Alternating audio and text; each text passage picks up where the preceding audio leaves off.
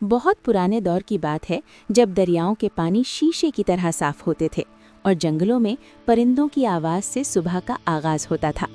उस ज़माने में एक वसी और खुशहाल सल्तनत थी जिसका नाम नूराबाद था।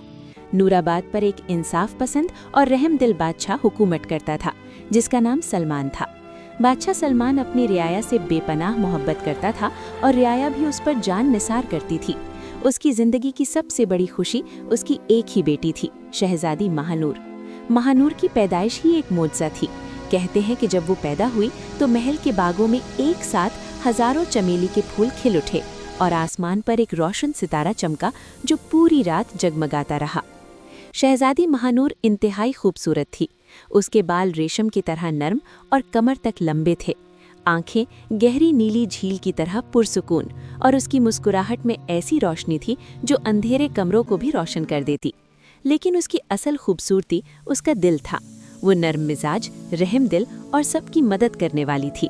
महल के नौकर हों या बाग के माली, हर कोई उससे मोहब्बत करता था। बहुत कम लोग जानते थे कि महानूर असल में इंसानों और परियों की दुनिया का एक अनोखा राज थी। रात के पिछले पहर जब सब सो जाते, महल की छत पर हल्की सी रोशनी उतरती और एक महरूम सी परियों की मलिका रानी मेहरुनिसा चुपके से अपनी बेटी को देखने आती। महानूर असल में उसी रानी परी का नूर थी जो इंसानी रूप में बादशाह को अमानत के तौर पर दी गई थी, क्योंकि बादशाह और उसकी मरहूम मलिका ने कभी किसी के साथ नाइंसाफ़ी नहीं की थी। अफसोस कि महानूर की वालिदा उसके बचपन में ही एक बीमारी के सबब इस दुनिया से चली गई।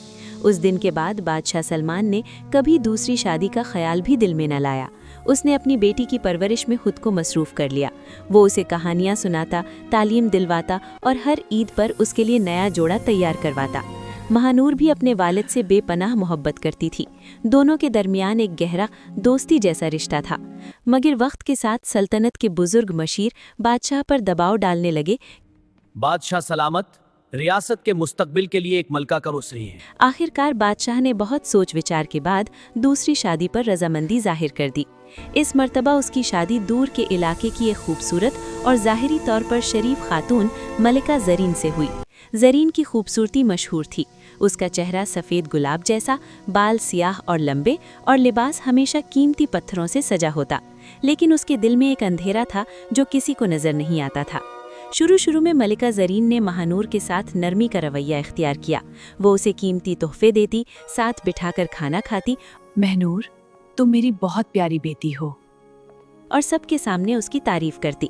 मगर जब भी महानूर के हुस्न और शराफत का जिक्र होता, ज़रीन के दिल में जलन सी उठती।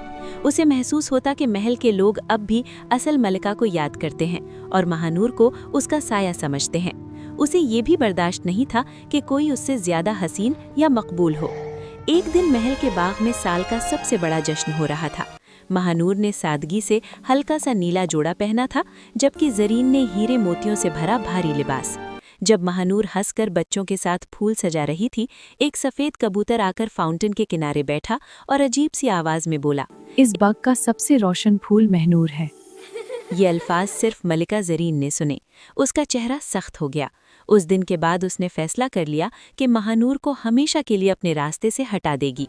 ज़रीन सिर्फ ज़ाहिरी मलिका नहीं थी, वो छुपकर सियाह जादू भी सीख चुकी थी। सिया रात की गहराइयों से खामोश साए जाग उठो।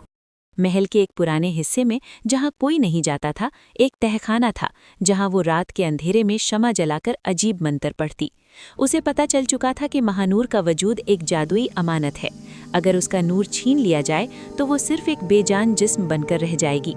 एक अंधेरी रात जब आसमान पर बादल छाए हुए थे और तेज़ हवा चल रही थी, महानूर अपने कमरे में गहरी नींद सो रही थी। ज़रीन आहिस्ता से कमरे में दाखिल हुई। उसके हाथ में एक सुनहरी शीशा था जिसमें से हल्की सी सब्ज रोशनी निकल रही थी। उसने धीमी आवाज़ में मंत्र पढ़ना शुरू किया।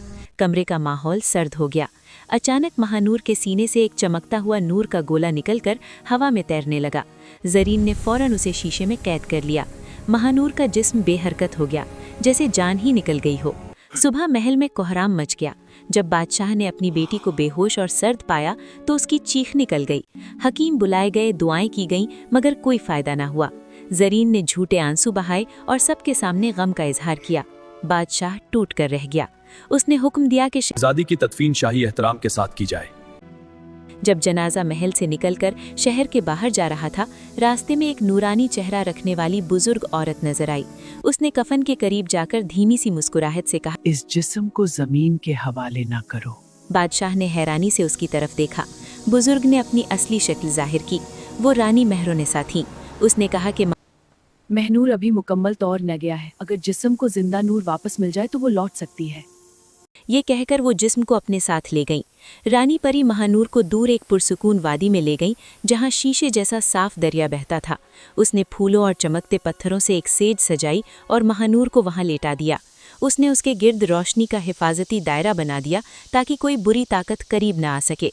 दिन के वक्त महानूर बेहरकत रहती, मगर रात के पिछले पहर उसकी आंखें हल्की सी खुल जाती और वो कमज़ोर सी आवाज़ में रानी परी से बात कर सकती। इधर नूराबाद से दूर एक और सल्तनत थी जहां शहजादा आयान रहता था।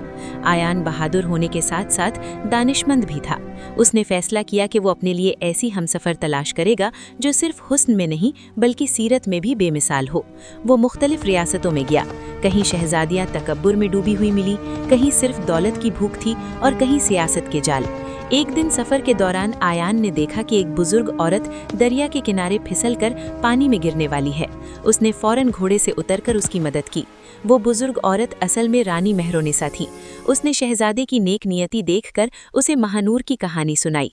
आयान के दिल में अजीब सी कसक उठी। उसने दरख्वास्त की, मैं उस शहजादी को देखना चाहता हूँ। रात के वक्त जब आयान वादी में पहुंचा, चांदनी फूलों पर गिर रही थी। बीच में महानूर सेज पर लेटी हुई थी, जैसे सोई हुई हो। जैसे ही रात गहरी हुई, उनकी आंखें खुल गईं। महानूर ने उसकी खूबसूरती से ज्यादा उसकी उदास मुस्कुराहट से मुतासिर हुआ। महानूर ने उसे बताया कि उसका नूर एक जादुई आईने में कैद है जो मलिका ज़रीन के पास है। जब तक वो नूर वापस नहीं मिलता, वो मुकम्मल जिंदगी हासिल नहीं कर सकती। रानी परी ने आयान को बताया, ज़रीन हर अमावास की रात अपने तहखाने में जाकर उस शीशे को देखती है। उस नूर को आज़ाद करूंगा। अगर कोई सच्चे दिल और हिम्मत वाला शख्स उस शीशे को तोड़ दे तो नूर आज़ाद हो जाएगा। मगर तहखाने के दरवाजे पर जादू का पहरा है जो सिर्फ सच्चाई और कुर्बानी से टूट सकता है। आयान ने बिना देर किए नूराबाद का रुख किया। वो रात के अंधेरे में महल में दाखिल हुआ। तहखाने के दरवाजे पर उसे अजीब मंजर नजर आए, साए और धुंध। मगर उसने हिम्मत न हारी। उसने दिल से दुआ की और दरवाज़ा खुल गया। अंदर मलिका ज़रीन शीशे को देखकर मुस्कुरा रही थी। अचानक आयान आगे बढ़कर शीशा छीन लिया। ज़रीन ने जादू का वार किया, मगर आयान ने अपनी तलवार से शीशा ज़मीन पर दे मारा। शीशा टूट गया और एक रोशन नूर का गोला हवा में उठा। उसी लम्हे वादी में लेटी महानूर के सीने में वो नूर वापस समा गया। उसकी सांसें ठीक हो गईं, रंग वापस आ गया। रानी परी मुस्कुराईं। महल में ज़रीन का जादू टूट गया। उसका असल चेहरा जाहिर हो गया जो हसद और अंधेरे से भरा हुआ था। बादशाह को सब हकीकत मालूम हो गई। ज़रीन को कैद कर लिया गया और उसे दूर एक सुनसान इलाके में जिलावतन कर दिया गया। महानूर और आयान बादशाह के सामने आए। बादशाह अपनी बेटी को जिंदा देखकर सजदे में गिर पड़ा। उसने आयान का शुक्रिया अदा किया और उसकी हिम्मत को सराहा। चंद माह बाद नूराबाद में एक शानदार जश्न हुआ जहां महानूर और आयान की शादी धूमधाम से मनाई गई। रानी मेहरुनिसा ने भी आसमान से नूर बरसाकर अपनी बेटी को दुआ दी। इस तरह नूराबाद में फिर से रोशनी और खुशी लौट आई। महानूर ने अपनी जिंदगी रियाया की खिदमत के लिए वक्फ कर दी और आयान उसका सच्चा हमसफर साबित हुआ। लोग आज भी कहते हैं कि जब दिल साफ हो और नीयत नेक हो तो अंधेरा कितना ही गहरा क्यों ना हो, एक छोटी सी रोशनी उसे मिटा देती है।